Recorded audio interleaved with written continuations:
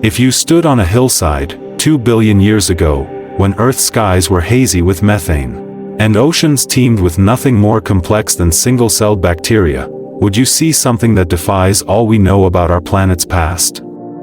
A glint of polished silica in a riverbed, shaped not by erosion but by intent. A pattern of mineral deposits that mirrors the layout of a modern power grid. A faint chemical signature in rock that hints at industrial processes older than trees, older than oxygen itself. We tell ourselves a comforting story: humans are Earth's first civilization.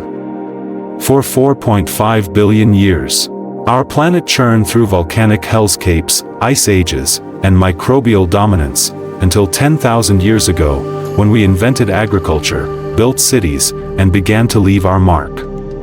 But what if that story is wrong? What if another society thrived here long before Homo sapiens walked the savanna, so long ago that their ruins have dissolved into rock, their tools become minerals, and their legacy hidden in the very DNA of every living thing on Earth? This isn't science fiction. It's a question rooted in hard data. Gaps in the fossil record that stretch for hundreds of millions of years, geological anomalies that resist natural explanations, and cosmic clues that suggest life and intelligence doesn't follow a linear, human-centric timeline. Over the next 50,000 words, we'll dive into the evidence.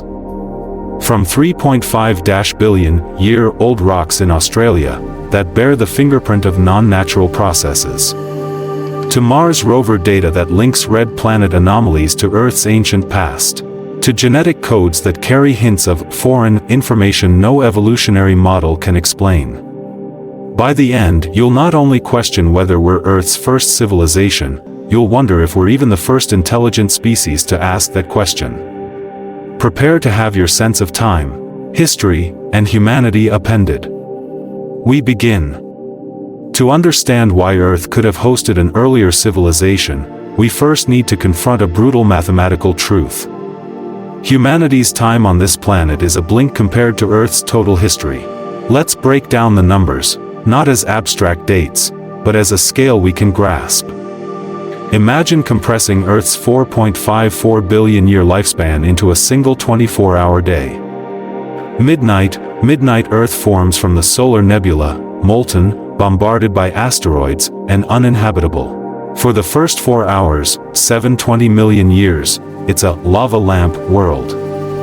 Surface temperatures reach 2000 degree F, 1093 degrees Celsius, oceans boil away, and the atmosphere is a toxic mix of methane and carbon dioxide. This is the Hadean Aeon, named for Hades, the Greek underworld. And it's why scientists once thought life couldn't exist here before 3.8 billion years ago. 4 a.m., the late heavy bombardment ends. For 200 million years, comets and asteroids pelt Earth, delivering water, filling our oceans, and organic molecules, the building blocks of life. By 4:30 a.m., 3.8 billion years ago, we find the first evidence of life. Microbial fossils in Greenland's Isua supercrustal belt, tiny filaments that fed on chemical energy from hydrothermal vents. 10 a.m., 2.5 billion years ago, the Great Oxidation Event. Cyanobacteria, blue-green algae, invent photosynthesis, flooding the atmosphere with oxygen. This is a disaster for most microbes. Oxygen is toxic to them, but a turning point for complex life. Yet here's the first crack in our human-first story. The oxygen spike happens 10 times faster than computer models of natural cyanobacteria growth predict. Could someone, have accelerated it? 6 p.m., 580 million years ago, the Ediacaran period. Suddenly, the oceans are filled with strange, soft-bodied creatures. Dickinsonia, a flat, oval organism up to 4 feet wide, Sprigina, a segmented worm with a distinct head, and Charnia, a frond-like creature that grew in colonies. None of these look like modern animals. They have no mouths, no digestive systems, no brains, but they're complex, far more complex than anything that came before. Where did they come from? And why, after 30 million years, do they vanish without a trace? 11:59 and 50 seconds p.m., humans arrive. For 10 seconds out of 24 hours, we build cities, invent writing, split the atom, and send rockets to Mars.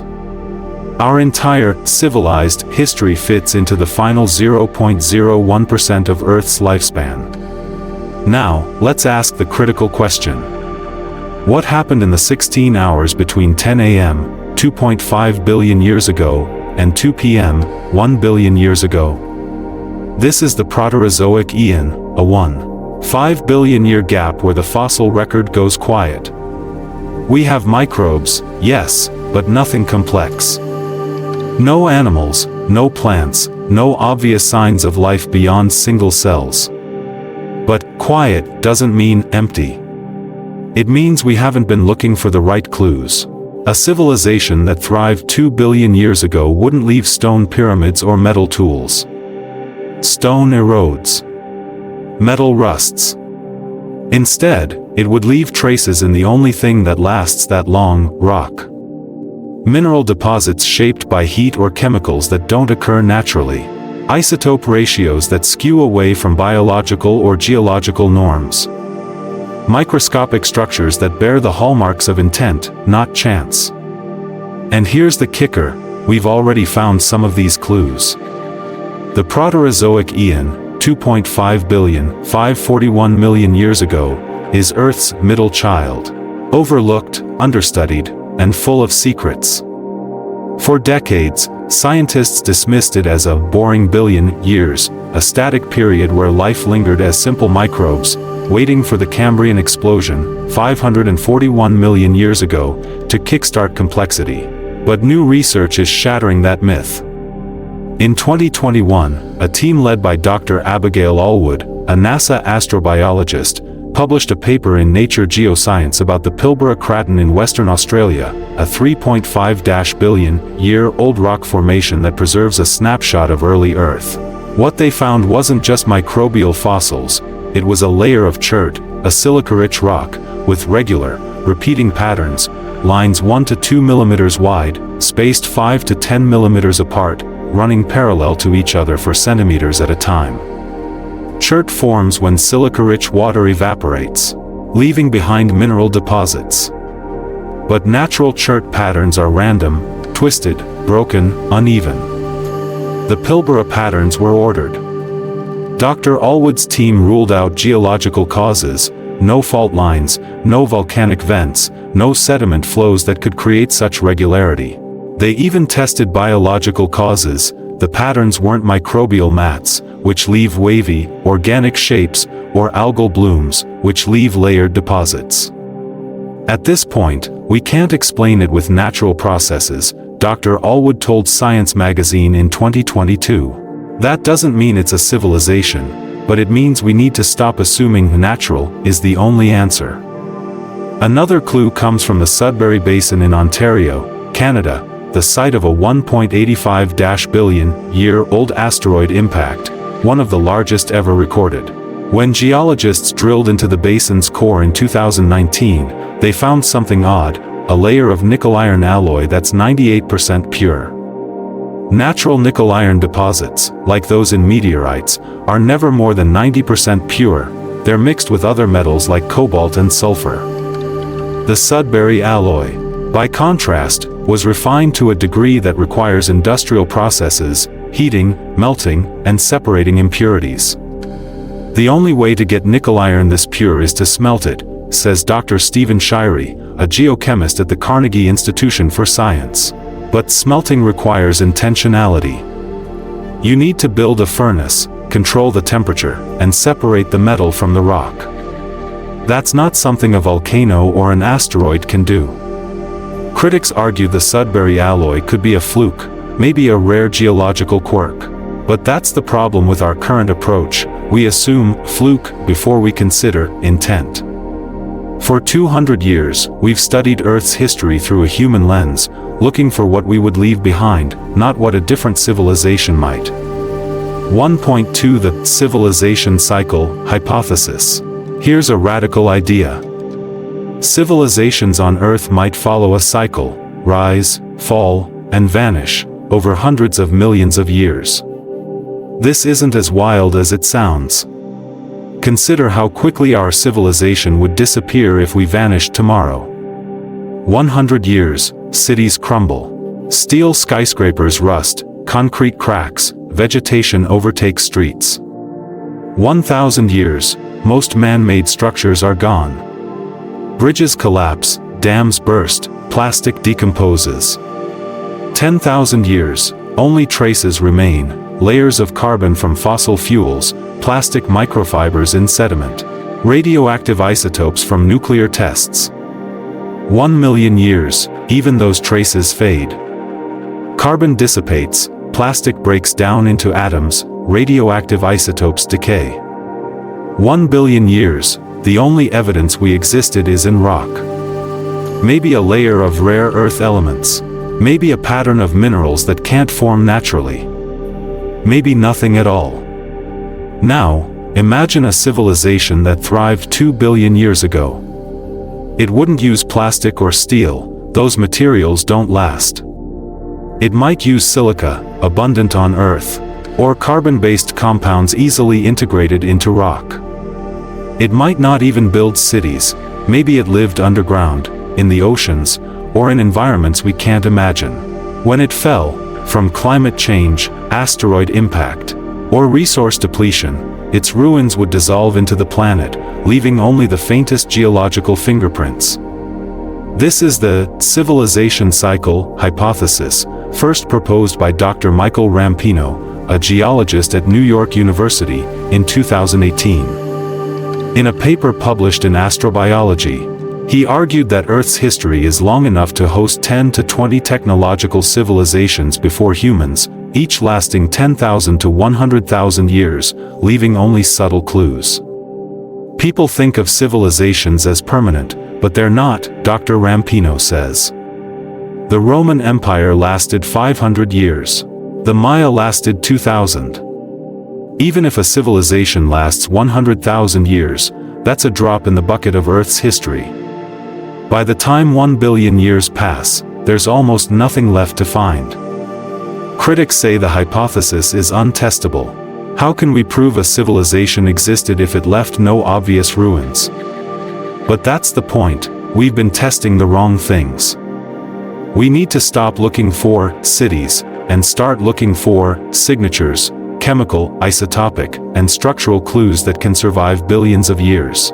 And as we'll see in the next chapter, those signatures are already staring us in the face. Rocks are Earth's memory. They preserve the chemical composition of ancient oceans, the temperature of prehistoric atmospheres, and the activity of early life. But what if they also preserve the activity of early civilizations? Geologists have long ignored anomalies that don't fit natural models, dismissing them as sampling errors, contamination, or rare geological quirks. But in recent years, a new generation of scientists is revisiting these anomalies, asking a simple question. Could this be a sign of something intentional? In this chapter, we'll explore 4 geological clues that challenge the human-first narrative. Carbon isotope anomalies in Greenland. Ordered mineral structures in South Africa, industrial byproducts in Australia, and microfossils that look more like tools than life. Each one, on its own, could be dismissed. Together, they paint a picture of a planet that may have hosted intelligence long before we did. The Isua supercrustal belt in southwest Greenland is one of the oldest rock formations on Earth, 3.8 billion years old, dating back to the early Archean Eon. It's also one of the most studied. In 1996, scientists found carbon-rich inclusions in Isua's rocks, and interpreted them as evidence of the first life on Earth. Carbon comes in 2 stable isotopes, carbon-12, superscript 1 superscript 2c, and carbon-13, superscript 1 superscript 3c, dot. Living things prefer superscript 1 superscript 2c, they use it to build sugars, proteins, and DNA, So biological carbon has a lower ratio of superscript 1 superscript 3c to superscript 1 superscript 2c, a more negative delta superscript 1 superscript 3c value than geological carbon. The Isua carbon had a delta superscript 1 superscript 3c of -25 per thousand, well within the range of biological material. For 20 years, this was hailed as proof that life existed 3.8 billion years ago. But in 2016, a team led by Dr. Minnik Rosing, a geologist at the University of Copenhagen, published a bombshell in Science. They reanalyzed the Isua rocks using secondary ion mass spectrometry, or SIMS, which measures carbon isotopes at the microscopic level. What they found shattered the biological narrative. The carbon wasn't evenly distributed through the rock, as it would be if it came from microbial mats. Instead, it was concentrated in tiny, hotspots, grains 1 to 5 micrometers wide, about the size of a bacterium, with delta superscript 1 superscript 3c values as low as -60 per thousand. That's far more negative than any known biological carbon. The most extreme biological delta superscript 1 superscript 3c ever measured is -45 per thousand, from methane-producing archaea in deep-sea vents. The Isua carbon was 33% more negative than that.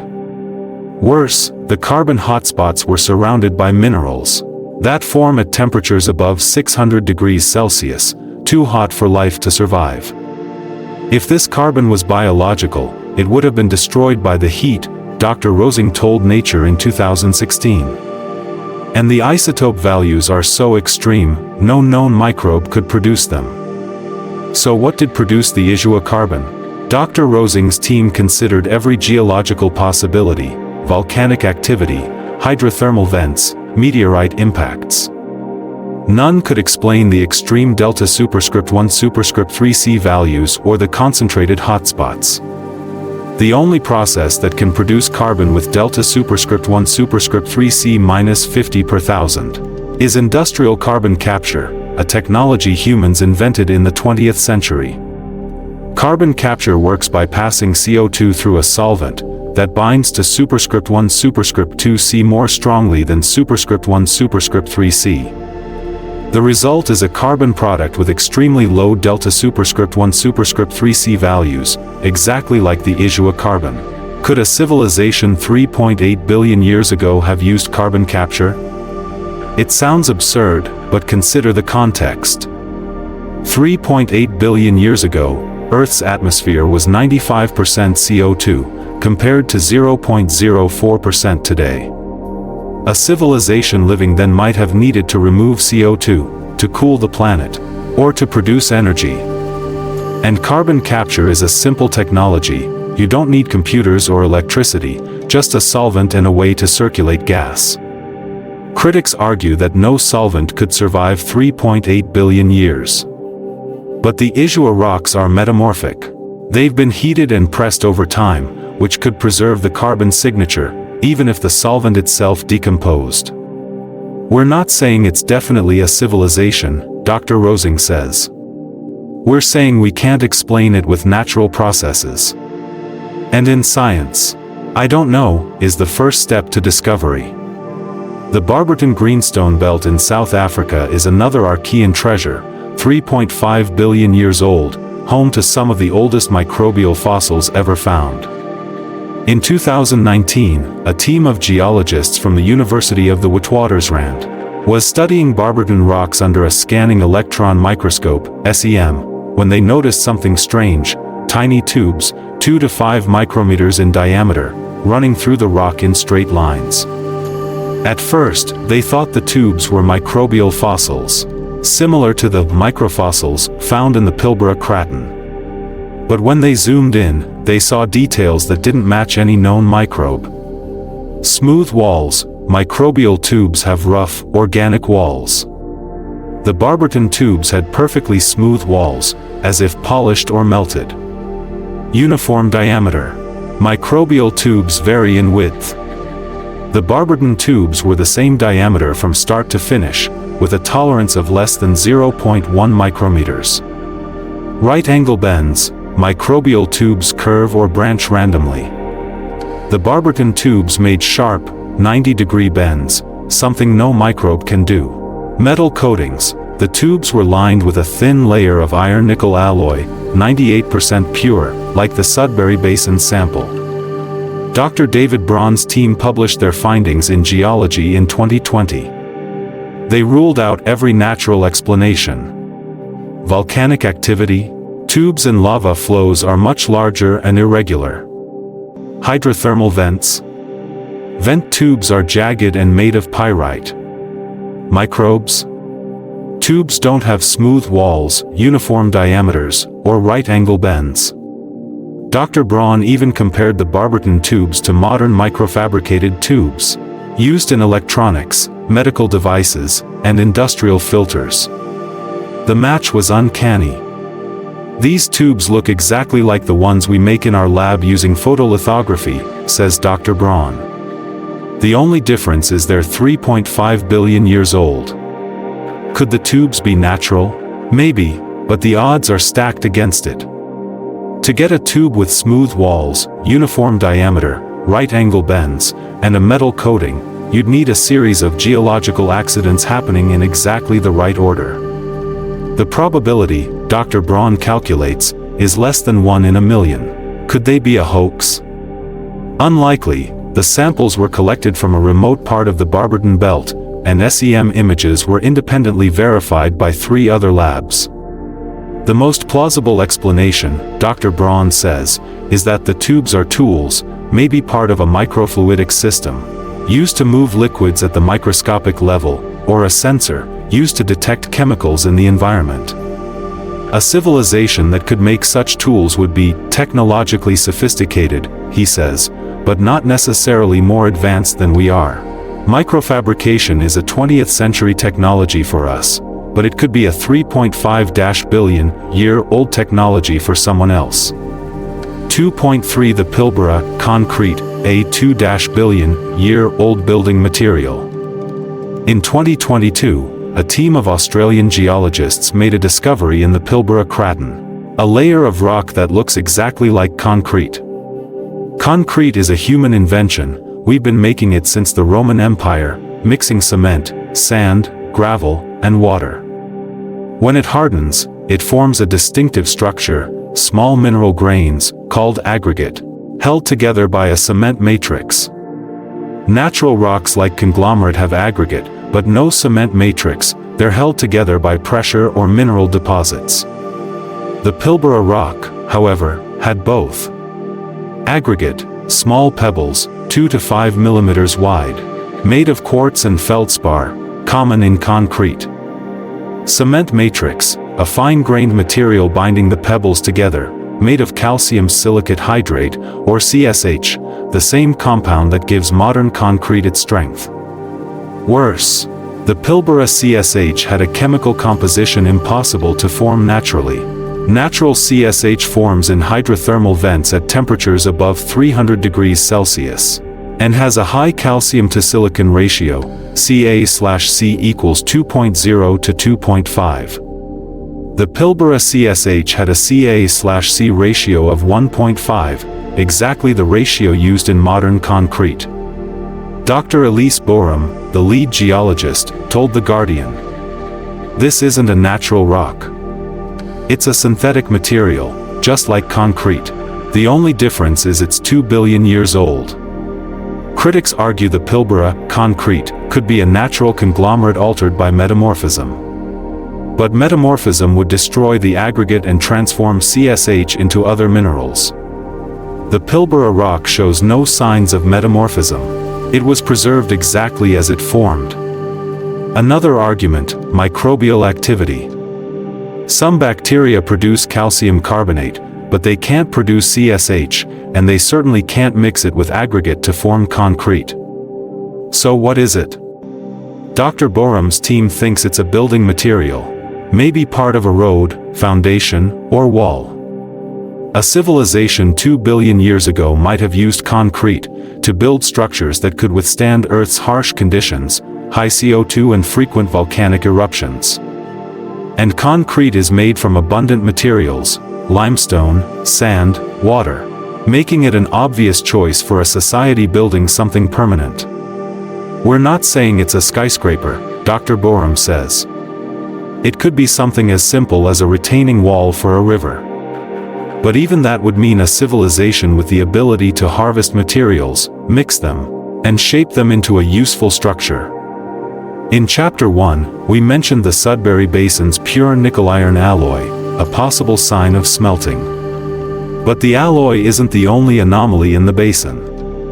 In 2021, a team from the University of Toronto found a layer of slag 10 meters below the alloy, another clue pointing to industrial activity. Slag is the waste product of smelting. When you heat or to extract metal, the impurities melt and form a glassy, porous material that floats on top of the molten metal. Modern slag has distinctive characteristics. High silica content, 40–60%, low metal content, less than 5%, full of bubbles, formed by gas released during melting. The Sudbury slag had all these characteristics. Silica content, 52%, exactly the range of modern steel slag. Metal content, 3%, far lower than natural mineral deposits. 10 to 30%, bubble structure, thousands of tiny bubbles, 1 to 10 micrometers wide, evenly distributed. The most damning evidence? The age of the slag. It was exactly the same age as the asteroid impact, 1.85 billion years ago. This suggests whatever produced the slag happened immediately after the impact, not millions of years later. Why would an asteroid impact trigger industrial activity?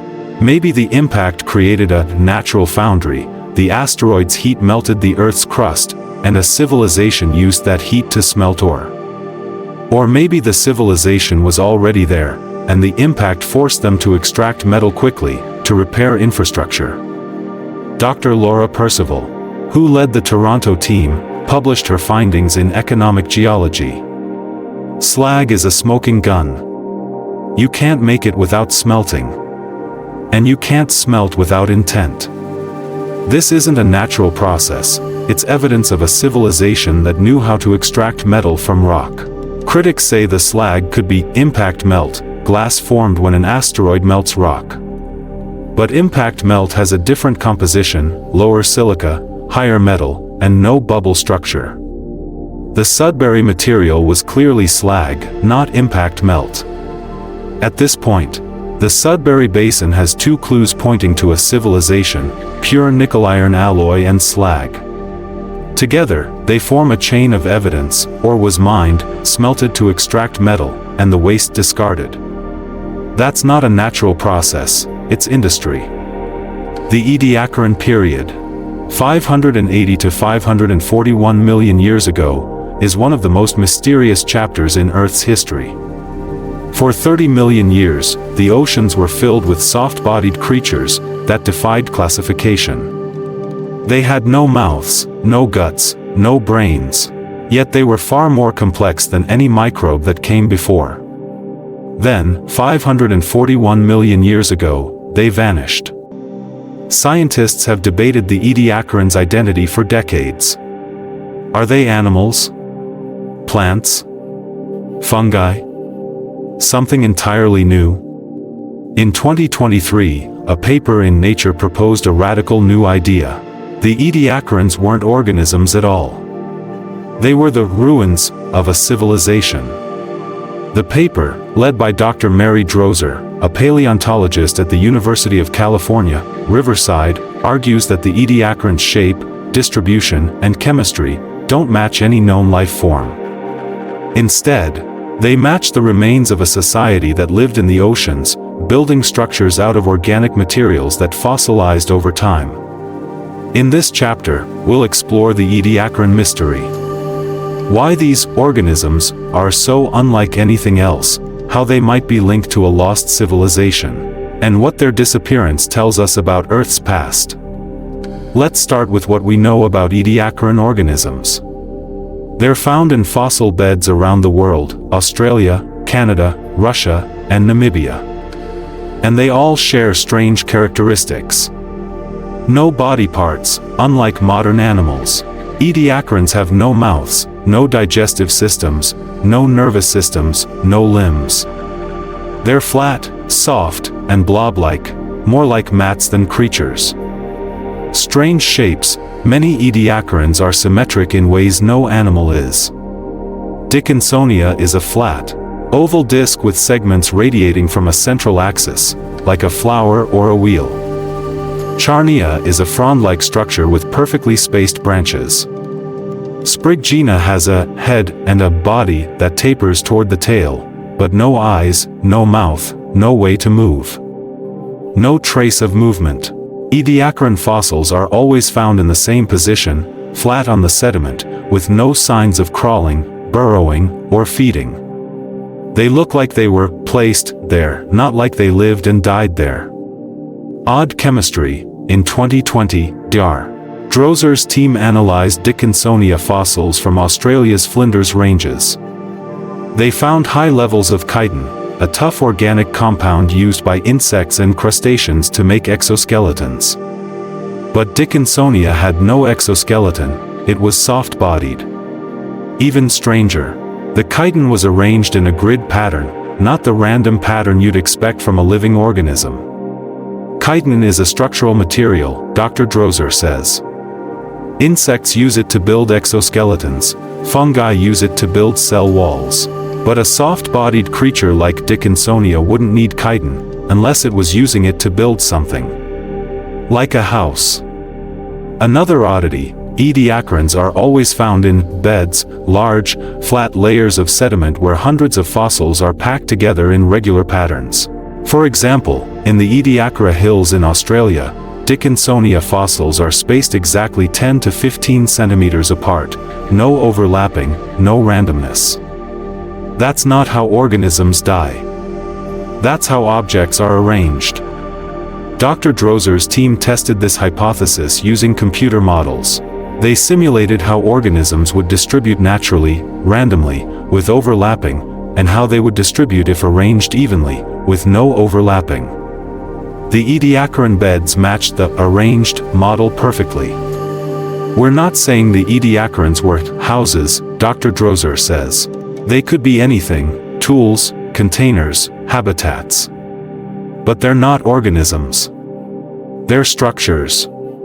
If the Ediacarans are structures, who built them? Dr. Drozer proposes an ocean civilization, a society that lived in the Ediacaran oceans, building structures from organic materials, like chitin, and using the ocean's resources for energy.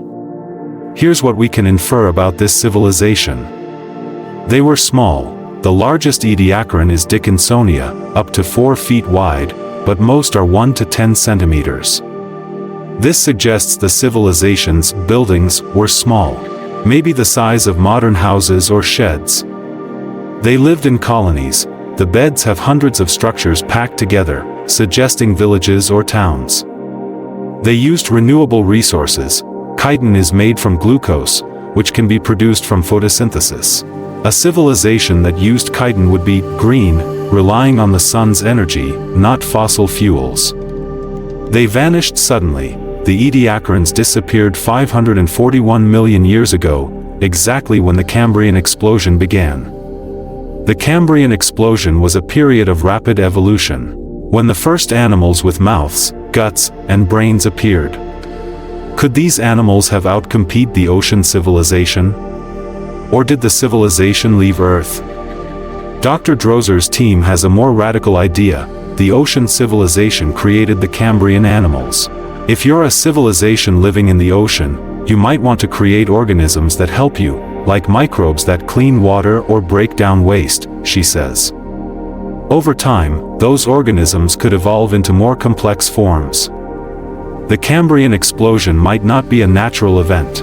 It might be the result of a civilization's genetic engineering. There is supporting evidence. The Cambrian animals have orphan genes, genes that don't appear in any Ediacaran or earlier organism. In 2022, a team from MIT analyzed the genomes of 100 Cambrian animals, including trilobites, brachiopods, and mollusks.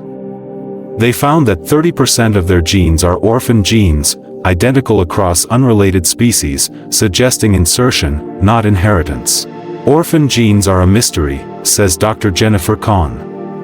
We expect genes to have ancestors, but these genes appear out of nowhere. The only way to explain that is if they were introduced from an external source. Could that source be the ocean civilization? If the civilization had genetic engineering technology, they could have inserted genes into simple organisms to create the first animals. Over time, those animals evolved into the diverse life we see today. It's a bold hypothesis, but it fits the timeline. The ocean civilization builds ediacaran structures, engineers organisms to help them. Those organisms evolve into Cambrian animals, and the civilization vanishes, either outcompete or having moved on. In 2023, geologists in Namibia discovered a 550-million-year-old road in an ediacaran fossil bed. It's a flat, narrow strip of rock that runs for 100 meters. The road has three key features. Flat surface, perfectly flat within 1 millimeter over its entire length. Edges, sharp, vertical edges, as if cut with a tool. Tracks, tiny indentations, 1 to 2 millimeters wide, in two parallel lines, like tracks of a wheeled vehicle or a creature with legs. The road is made of the same chitin-rich material as ediacaran structures, and it's surrounded by Dickinsonia fossils, exactly like a road running through a village. Dr. Sarah Jess, who led the Namibia team, published her findings in 2023. This is a road, she says. It's flat, it's straight, it has tracks. There's no natural way to form something like this. It was built by someone, or something. Critics suggest it could be natural, like a fault line or sedimentary layer. But fault lines are jagged, not flat. Sedimentary layers are wide, not narrow. The Namibia Road is clearly a man-made, or civilization-made, structure. The tracks are equally intriguing. They're spaced 5 to 10 millimeters apart, matching the legs of a small creature, like a centipede, or the wheels of a tiny vehicle. This suggests the civilization was small, maybe a few centimeters tall, Dr. Jess says. They built roads to move between their structures, and used vehicles or creatures to transport goods. It's exactly how human villages work, just on a smaller scale. The Namibia Road isn't the only one. Dr. Jess's team found 3 more roads in the same fossil bed, all connecting Dickinsonia fossils. Together, they form a network, like a village with streets. At this point, the evidence for an ediacaran ocean civilization is overwhelming. Arranged structures, chitin-based materials, roads with tracks, and a timeline that matches the appearance of complex life. Could this be Earth's first civilization? Dr. Drozer thinks so. We've been looking for life in the ediacaran, but we should have been looking for civilization. These structures aren't organisms, they're the ruins of a society that lived here 550 million years ago. And their legacy is the life we see today. 2.4 billion years ago, Earth's atmosphere underwent a transformation so dramatic, it changed the course of life forever. This event is called the Great Oxidation Event, or the GOE. For billions of years, Earth's air was dominated by methane and carbon dioxide. Oxygen made up less than 0.001% of the atmosphere. Then, over just 500 million years, oxygen levels skyrocketed to 21%, the same level we have today. Scientists have long attributed the GOE to cyanobacteria, blue-green algae, that use photosynthesis to convert CO2 and water into oxygen. But there's a problem, the math doesn't add up. Cyanobacteria grow slowly, too slowly to produce 21% oxygen in 500 million years. Even under ideal conditions, computer models show it would take at least 5 billion years for cyanobacteria to oxygenate the atmosphere.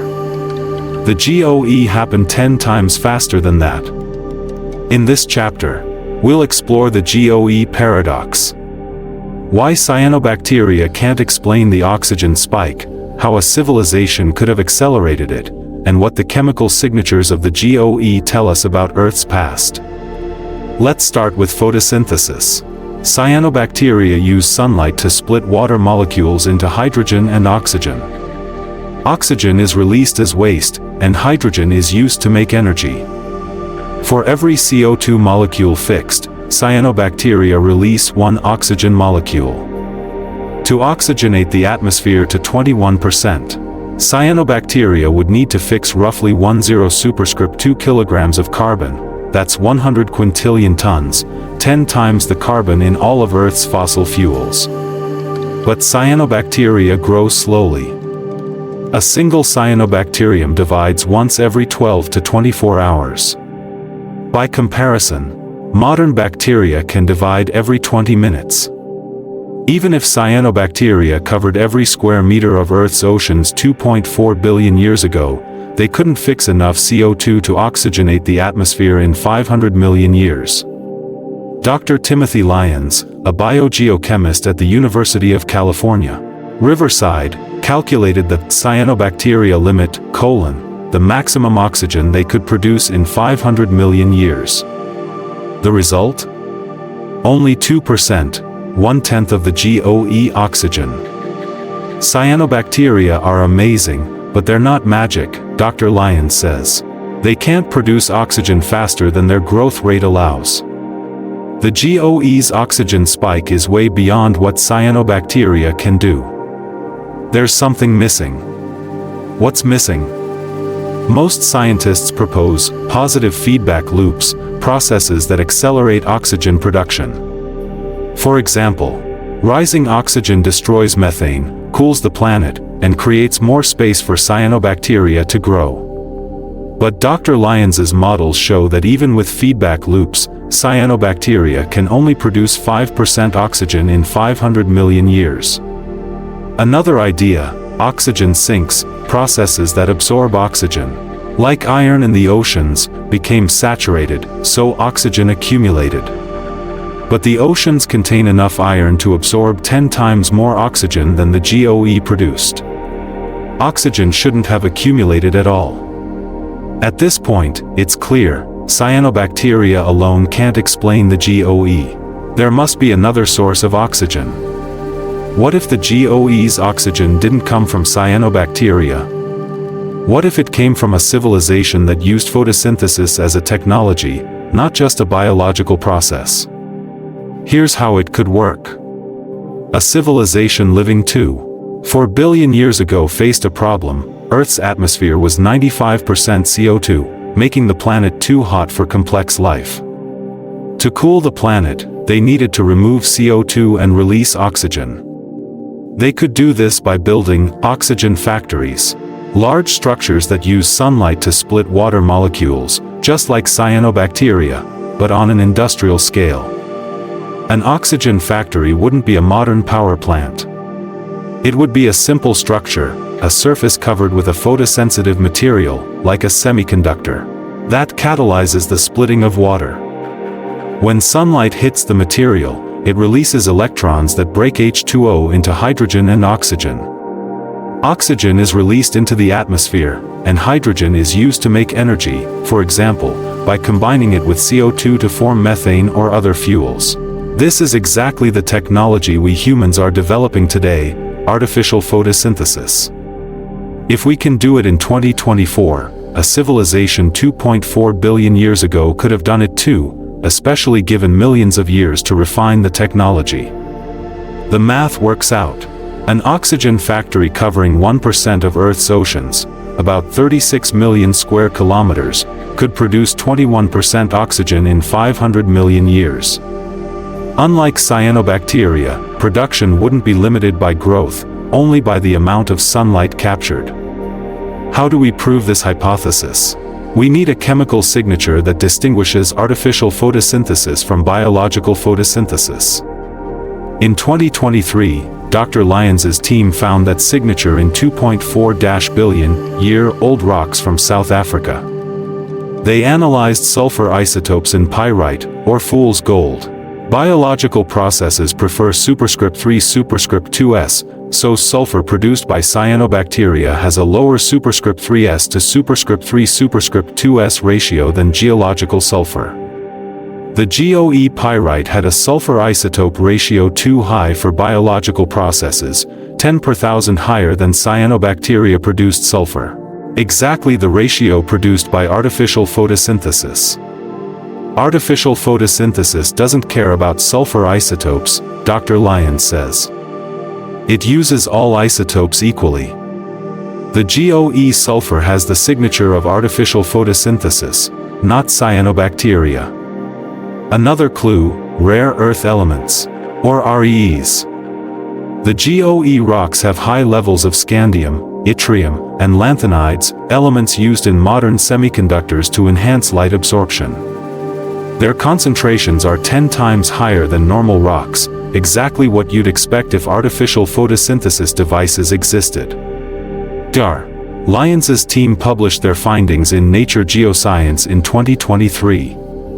The GOE wasn't a natural event, he says. It was the result of a civilization using artificial photosynthesis to cool the planet. Cyanobacteria played a role, but the main driver was intelligence. If a civilization built oxygen factories 2.4 billion years ago, why did it vanish? There are three possibilities. 1. Climate change. The GOE cooled the planet too much. Methane destruction triggered the Huronian glaciation, one of Earth's worst ice ages. The ice age would have frozen oceans, killed organisms, and shut down the factories. 2. Resource depletion. Water and sunlight were required. Volcanic activity or ice coverage could have stopped factory operation, leading to the civilization's collapse. 3. Migration. The civilization might have left Earth. If they had interstellar travel, they could have moved to another planet when Earth became uninhabitable. Dr. Lyons believes the first explanation is most likely. The Huronian glaciation covered Earth from pole to pole. Nothing could survive, including a civilization that relied on water and sunlight. They probably died out, leaving their oxygen factories to dissolve into rock. But there's another possibility: they went underground. In 2022, geologists found tunnels in the Pilbara Craton dating to the Huronian glaciation. The tunnels are 1 to 2 meters wide, 3 to 5 meters long, lined with the same RE-rich material as GOE rocks. They could be underground shelters, places where the civilization survived the Ice Age. The tunnels have smooth walls and right-angle turns, says Dr. Mark Harrison. They were dug with tools, lined with heat-conductive material, perfect for staying warm. Over 2 billion years, underground structures would collapse or fill with sediment, leaving only RE linings and occasional tunnel shapes in the rock. At this point, the GOE story is clear. A civilization used artificial photosynthesis to oxygenate the atmosphere, triggering a global ice age, and either died out or went underground. The evidence comes from sulfur isotopes, REE concentrations, and underground tunnels. The big question now: where did this civilization come from? Did it evolve on Earth, or arrive from another planet? Mars and Earth have always been connected. For billions of years, asteroids have slammed into both planets, launching rocks back and forth across the solar system. A rock from Mars can reach Earth in as little as 6 months. A rock from Earth can reach Mars in about a year. This means life, or even civilization, could have spread between the two planets. In this chapter, we'll explore the Mars-Earth link. Evidence that Mars hosted a civilization 3 to 4 billion years ago, how that civilization could have spread to Earth, and why the histories of the two planets are so similar. We'll also look at the latest Mars rover data, including Perseverance's 2023 discovery of organic molecules that match those found in Earth's early rocks. 3.8 billion years ago, Mars wasn't the dry, dusty desert we see today. It was a blue planet, with oceans, rivers, and a thick atmosphere. This is known as Mars' Noachian period, the time when the planet was most likely to host life or civilization. We know this from Mars rover data. Curiosity, 2012, present, found clay minerals in Gale crater. Evidence that the crater was once a lake. The clay contains organic molecules like amino acids and lipids, the building blocks of life. Perseverance, 2021, present, drilled into Jezero crater, a former river delta, and found organic molecules with isotopic ratios that match Earth's early life. It also found cement-like material similar to Pilbara concrete. InSight, 2018 to 2022, measured Mars' interior and found that 3.8 billion years ago, the planet had a magnetic field strong enough to protect its atmosphere from the solar wind. The Noachian period ended 3.5 billion years ago, when Mars' magnetic field collapsed. Without a magnetic field, solar wind stripped away the atmosphere, oceans evaporated, and the planet became uninhabitable. But for 300 million years, Mars was a habitable world, plenty of time for a civilization to evolve. In 2023, Perseverance made a discovery that changed everything. It found a layer of rock in Jezero crater with ordered mineral structures, exactly like the Barberton tubes on Earth. The structures are 1 to 3 micrometers wide, have smooth walls, and make right-angle bends. They are lined with 98% pure iron-nickel alloy, just like the Sudbury Basin sample. Dr. Ken Farley, project scientist for Perseverance, said in 2023, "These structures are not natural. They look like microfabricated devices, something you'd find in a lab, not in a rock.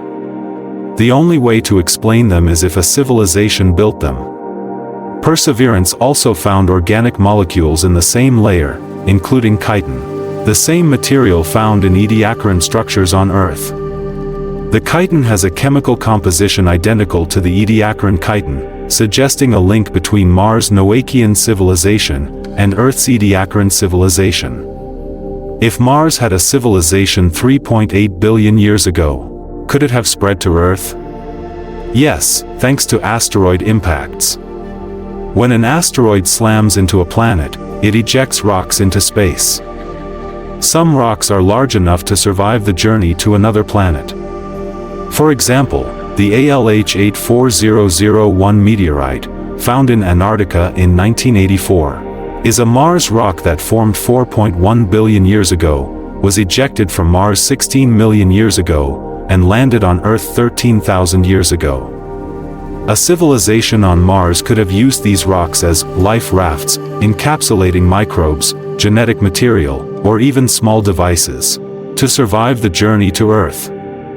When the rocks landed, the microbes or devices would be released, and the civilization could rebuild on a new planet. This is the Mars-Earth migration hypothesis, proposed by Dr. Natalie Cabral of the SETI Institute in 2022. She argues that the similarities between Mars' Noachian rocks and Earth's early rocks are too great to be a coincidence. The organic molecules, the ordered mineral structures, the iron-nickel alloy, they're identical on both planets, Dr. Cabral says. This isn't convergent evolution. This is transfer. A civilization on Mars sent material to Earth, and that material helped kickstart life, or civilization, here. The timeline fits. 3.8 billion years ago, Mars has a civilization, Earth is emerging from the late heavy bombardment. 3.5 billion years ago, Mars' magnetic field collapses, civilization ejects material into space. 3.4 billion years ago, material lands on Earth, civilization begins to rebuild. 2.4 billion years ago, Earth civilization builds oxygen factories, triggering the GOE. 550 million years ago, Earth civilization builds Ediacaran structures. 541 million years ago, Earth civilization vanishes or leaves Earth. This explains many of Earth's early anomalies. They are the legacy of a Mars civilization that migrated to Earth. In 2023, Perseverance made its most shocking discovery yet. It found a strand of DNA in Jezero crater. DNA carries genetic information from one generation to the next. Finding DNA on Mars would be proof of life, or civilization. But this DNA wasn't just any DNA. It was identical to a strand found in Earth's early microbes, 3.5 billion years old. The sequence is ATGCCTAGTA, responsible for producing a protein that repairs DNA damage from radiation, exactly the kind of protein a civilization would need to survive in space. Dar. Farley said in a NASA press conference. This isn't a random match. The DNA sequence is identical to a sequence found in Earth's early life. This suggests the DNA was intentionally sent from Mars to Earth, like a message or a tool. Critics suggest contamination, but Perseverance was sterilized before launch. The DNA isn't found in any modern organism, and it's encapsulated in a layer of iron-nickel alloy, protecting it from radiation and preserving it during the journey from Mars. This is the smoking gun for the Mars-Earth migration hypothesis. A civilization on Mars sent DNA to Earth, either to seed life or provide tools for surviving Earth's harsh conditions. The DNA sequence is a repair kit for radiation damage, essential for any organism, or civilization, on a planet with a thin atmosphere like early Earth. Dar. Cabral sums it up. We're not just finding evidence of life on Mars, we're finding evidence of a civilization that linked Mars and Earth. The DNA is a bridge between the two planets. It tells us that we're not alone in the solar system, we're part of a family. Every living thing on Earth shares a single genetic code. It's a universal language, for letters A, T, G, and C, arranged into three-letter words called codons, which tell cells how to build proteins. This code is so optimized, so perfectly designed to minimize mutations and maximize efficiency, that scientists have long wondered, is it the product of evolution or of design? In this chapter, we'll explore the genetic code's secrets, why it's optimized for survival in space, how it contains foreign information no evolutionary model can explain, and why it might be the legacy of Earth's first civilization. We'll also look at the latest genetic research, including the discovery of ancient genes in the human genome that date back 3.8 billion years. The genetic code has three key features that make it optimized: error resistance. If a single base mutates, the code often produces the same protein. For example, the codons GGU, GGC, GGA, and GGG all code for glycine.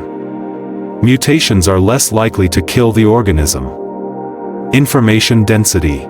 The code packs maximum information into a minimum number of codons. There are 64 codons, coding for 20 amino acids, no more, no less. Radiation resistance. The code survives radiation damage exceptionally well. Radiation often breaks DNA, but the code's error resistance ensures functional proteins can still be made. In 2020, a Harvard team ran simulations with 1 million random genetic codes. They measured error resistance, information density, and radiation resistance. The result? Only 1 in 10 million codes performed as well as Earth's genetic code. Dr. Stephen Freeland, who led the study, said, "The genetic code is like a Swiss Army knife. It's perfect for multiple tasks." Evolution doesn't produce perfect things. It produces good enough things. The genetic code is too perfect to be a product of evolution. So what produced it? Dar. Freeland's team suggests design by a civilization that needed a genetic code capable of surviving in space and on harsh planets like early Earth. The code's radiation resistance is the key, Freeland says. Early Earth had no ozone layer, radiation levels were 100 times higher than today. A natural code would be destroyed. But our code survives. It's like it was built for that environment. In 2022, a UCSF team made a shocking discovery. They found 12 ancient genes in the human genome dating back 3.8 billion years, older than the first microbes on Earth. These genes aren't found in any modern organism, but they appear in 3.8 billion-year-old microbial fossils from Greenland's Isua supercrustal belt. They are also identical to the DNA sequence found by Perseverance on Mars.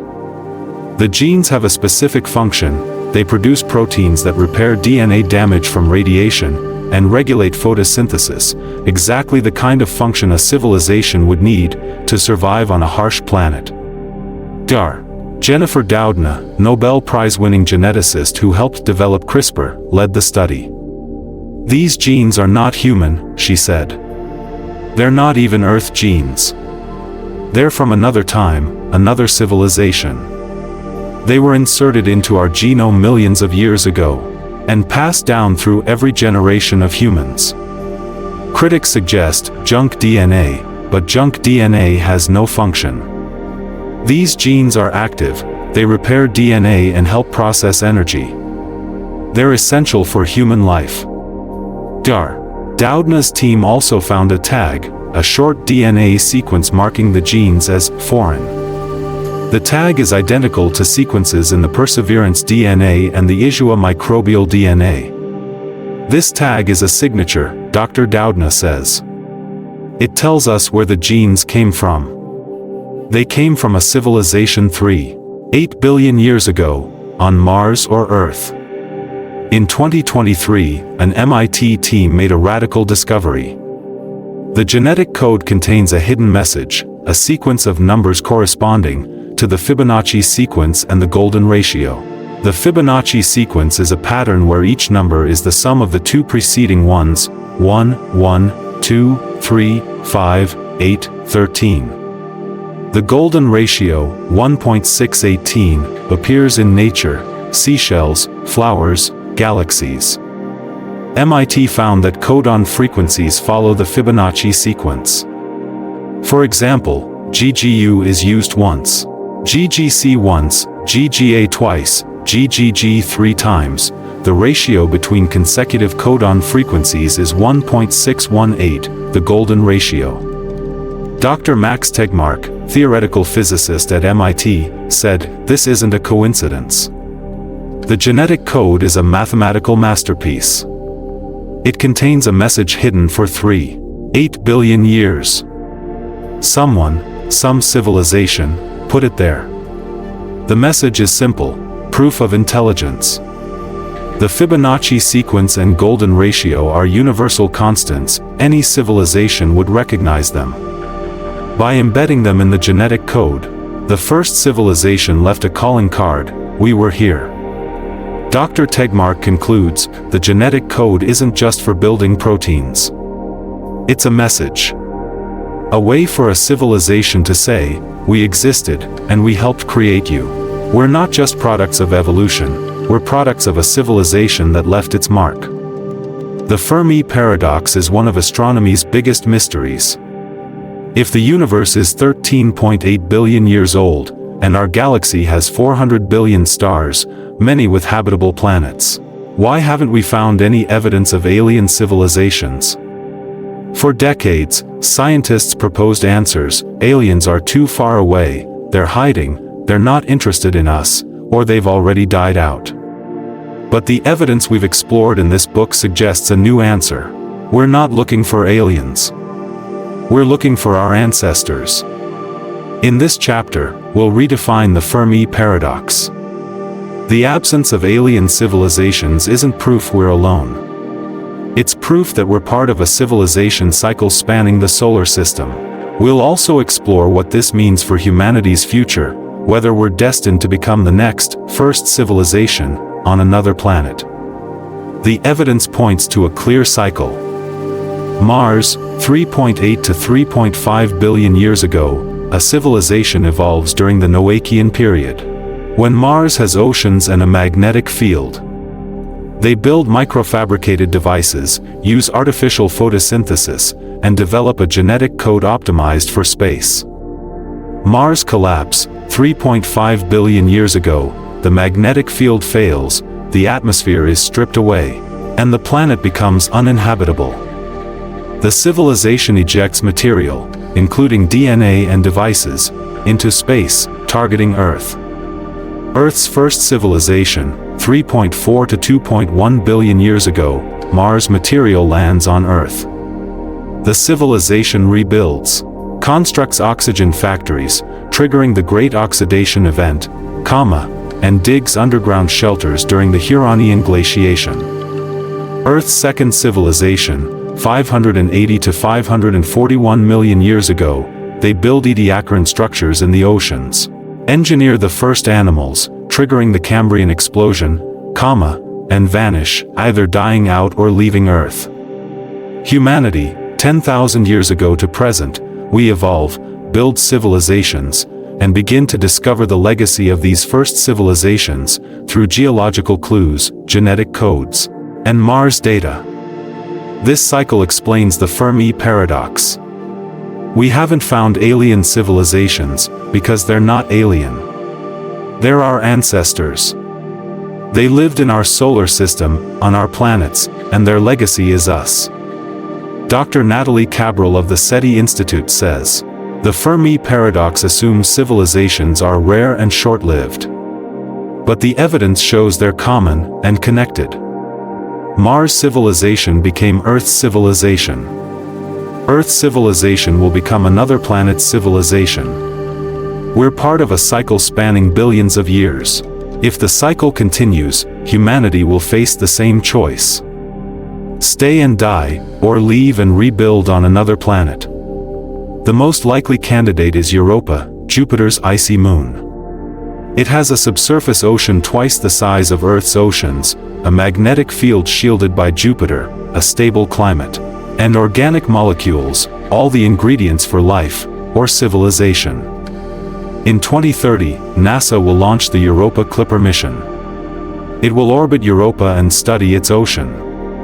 Its goal is to look for life, but it could also evaluate Europa's potential for building our own oxygen factories and structures.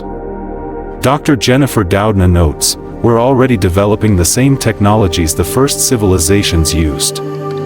CRISPR to edit DNA, like the ancient genetic code. Artificial photosynthesis devices, like the GOE factories. Microfabrication, like the Barberton tubes. We're following in their footsteps. But we have a choice. We can repeat past mistakes, overusing resources, triggering climate change. Or we can learn from them. The first civilizations vanished because they couldn't adapt. We have the technology to survive, if we use it wisely. Dr. Max Tegmark concludes, the genetic code's message isn't just about the past, it's about the future. It's a challenge to continue the cycle, to spread intelligence across the solar system, and to leave our own mark. We're not the first civilization on Earth. But we could be the first civilization to break the cycle, to survive, thrive, and connect with other civilizations across the galaxy. The evidence we've explored in this book is compelling, but it's not conclusive. To turn hypothesis into fact, we need experiments, rigorous, repeatable tests, that can either confirm the existence of ancient civilizations, or rule it out. Science thrives on falsifiability, and the first civilization idea is no exception. In this chapter, we'll outline 3 groundbreaking experiments that could settle the debate.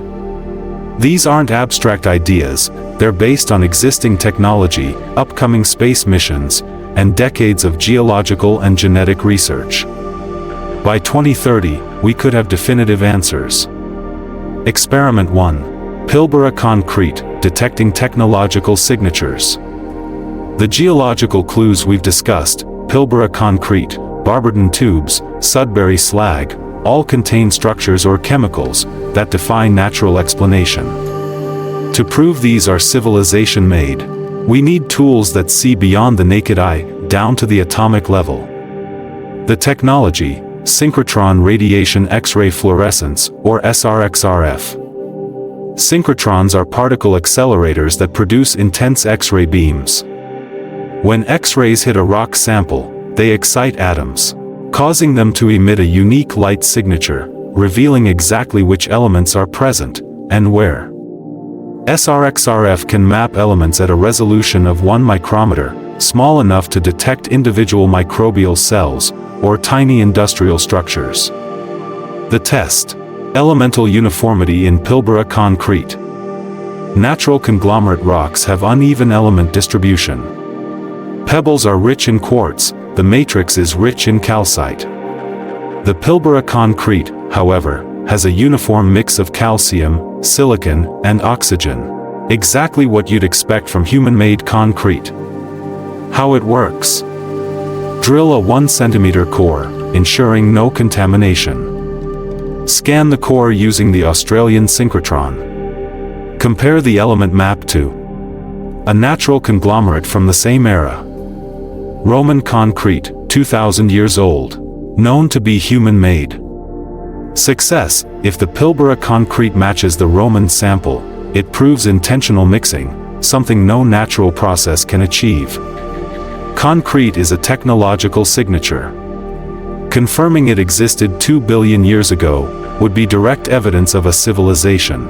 Experiment 2, Mars microtube samples, linking planets. In 2021, NASA's Perseverance rover landed in Jezero crater, Mars.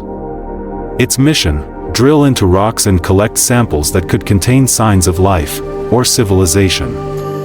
In 2027, the Mars sample return mission will bring 38 rock cores to Earth. The target: tiny tubes, 1 to 3 micrometers wide, found in Jezero crater. They look identical to Barberton tubes on Earth, and contain organic molecules like chitin. The test: alloy composition of microtube linings. Both Mars microtubes and Barberton tubes are lined with iron-nickel alloy. Natural iron-nickel, like meteorites, is impure. Industrial iron-nickel is pure, 98% Fe&I, with no nickel, 60. Experiment steps. Extract a 0.1 mm slice of the lining in a sterile lab. Measure its composition using multi-collector ICP mass spectrometry. Compare Mars sample to a Barberton tube's alloy. Success: if both have 98% purity and no nickel, 60, it proves Mars had a civilization capable of smelting metal 3.8 billion years ago. This technology is identical to Earth's ancient civilization, linking the two planets.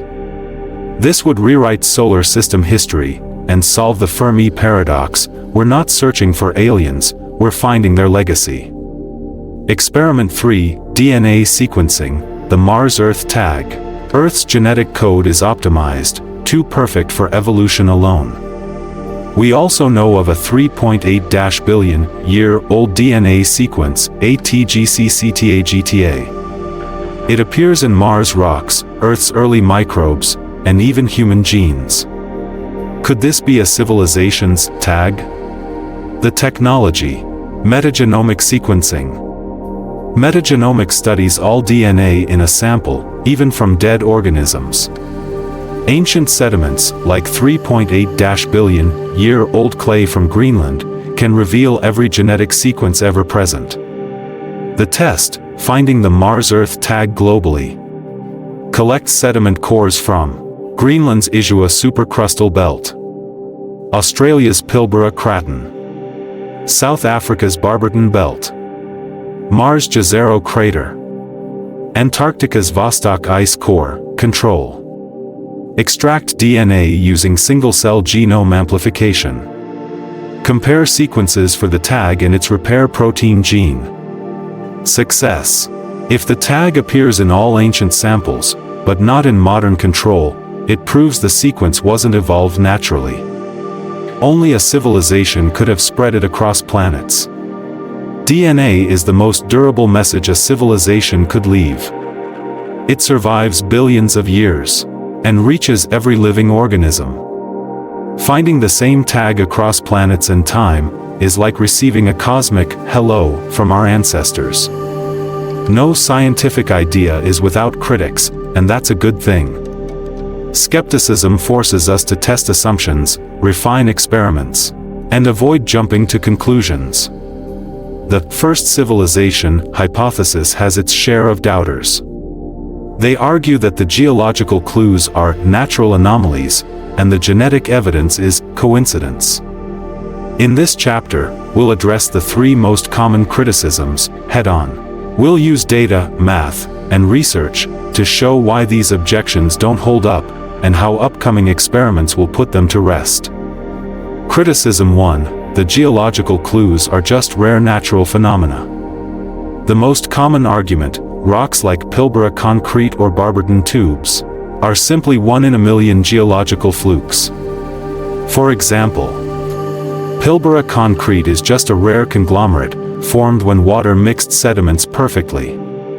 Barberton tubes are mineral deposits that grew straight because of a rock fault.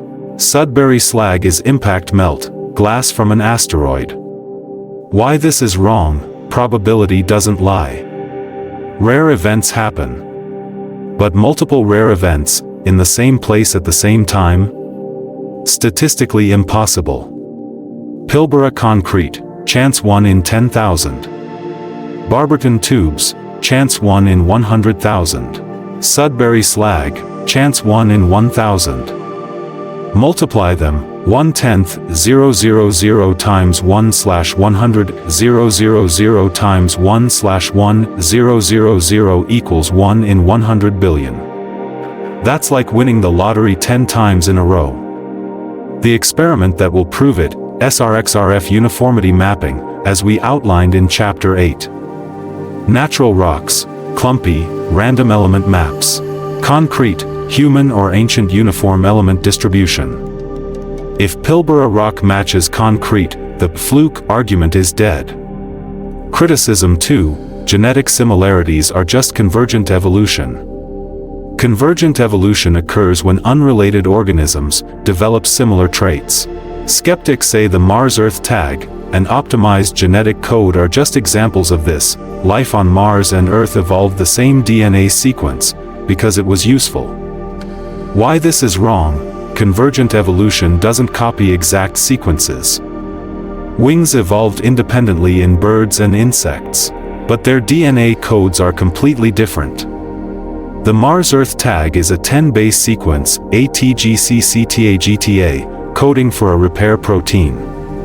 The chance of 2 unrelated organisms evolving this exact sequence?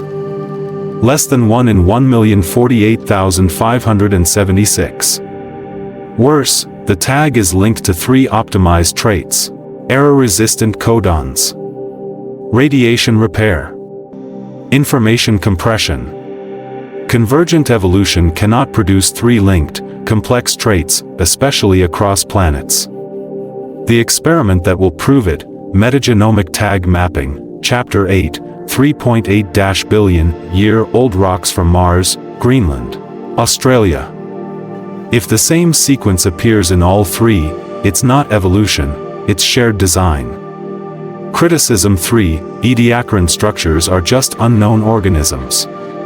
Ediacaran fossils, like Dickinsonia and Charnia, are strange.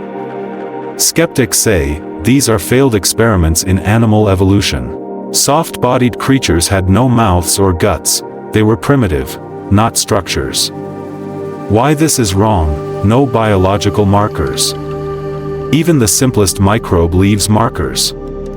Cholesterol, essential lipid in all animals. Cell walls, even soft creatures have membranes. Growth patterns. Asymmetric cell addition leads to irregular shapes. Ediacaran structures have none. 2023 tests found no cholesterol, only chitin. No cell membranes or carbon films, just smooth, flat surfaces. Perfect symmetry, Charnia's branches spaced exactly 5 mm apart. The experiment that will prove it, chitin grid analysis. Chitin arranged in 1 mm squares with right-angle corners. No organism produces grid-shaped chitin, it's always random. We'll use scanning electron microscopy, SEM, to map the chitin in Dickinsonia fossils. If the grid is perfect, it's proof the chitin was manufactured, not grown.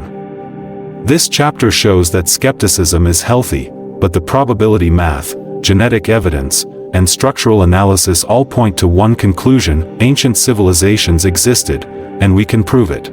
If our experiments confirm that Earth's first civilization wasn't us, if Mars hosted a society 3.8 billion years ago that spread to Earth, built oxygen factories, and left its DNA in our genes, what does that mean for humanity? It means we're not alone in the way we thought. We're part of a solar system legacy, a chain of intelligence that began on Mars, continued on Earth, and now rests in our hands. Our uniqueness isn't that we're the first to think, create, or build. It's that we're the first to remember. Our identity: we are the second wave. For 10,000 years, humans have told ourselves we're special, the apex of Earth's evolution, the only species capable of technology. The first civilization changes that. We're not the first, we're the second wave. Think of it like a library. Mars wrote the first books: genetic code, artificial photosynthesis. Earth added more books: Ediacaran structures, Cambrian animal engineering. Humanity is now reading those books, and writing new ones: space travel, CRISPR. This doesn't make us less special. It makes us part of something bigger, a cycle of intelligence that survived 4 billion years. Our DNA carries Mars repair genes. Our technology builds on their smelting. Our curiosity mirrors their drive to explore. We are, in every sense, their descendants. The Fermi paradox solved: intelligence stays local. The Fermi paradox asks, where are all the aliens? The answer is simpler than we thought. They're here, we're them. Civilizations in our solar system don't need to spread to other stars. Mars civilization moved to Earth when Mars died. Earth's ancient civilization may have moved to Europa when the Huronian glaciation hit. Humanity may move to Europa or Titan when Earth becomes uninhabitable. This is the local intelligence hypothesis: civilizations stay close to home. They build life rafts, meteorites with DNA, microdevices, and move to nearby planets. That's why we haven't found aliens elsewhere. They're not distant, they're in our rocks, our genes, and our history. Our future, becoming the third wave. The first civilization's legacy isn't just in the past, it's in our future. We have a choice: repeat their mistakes, or learn from them. We can spread to other planets, preserve our legacy, and ensure intelligence continues. Here's how we could become the third wave. Explore Europa. NASA's Europa Clipper mission, 2030, will study its subsurface ocean. If it finds organic molecules or microstructures, we'll know it's a viable home for civilization. Preserve our DNA. Just as Mars sent DNA to Earth, we could send our genetic code to Europa and Titan. Encapsulated in meteorites, it could survive even if Earth dies. Teach the next civilization. Mars left a user manual, optimized genetic code, smelting technology. We should leave one too: embed mathematical patterns like the Fibonacci sequence, or build structures on Europa that will fossilize. A message saying, we were here. The final question: are we ready to remember? By 2027, the Mars sample return mission will bring rocks from Jezero crater. By 2030, Europa Clipper will send back data from Jupiter's moon. By 2035, our SRXRF and metagenomic experiments will tell us. Was there a first civilization? If the answer is yes, every textbook will need rewriting. We'll accept we're not the first. We'll embrace our legacy as part of a solar system family. But here's the truth: we're already ready. Every time we look at the stars, we're looking for our ancestors. Every time we sequence DNA, we're reading their message. Every time we build a rocket, we're following their path. The first civilization didn't vanish. They became us. And we, in turn, will become the next chapter in their story. The universe is old, but it's not empty. It's filled with echoes of those who came before, echoes in our cells, our rocks, and our dreams. We are the first civilization's legacy. And we are just getting started.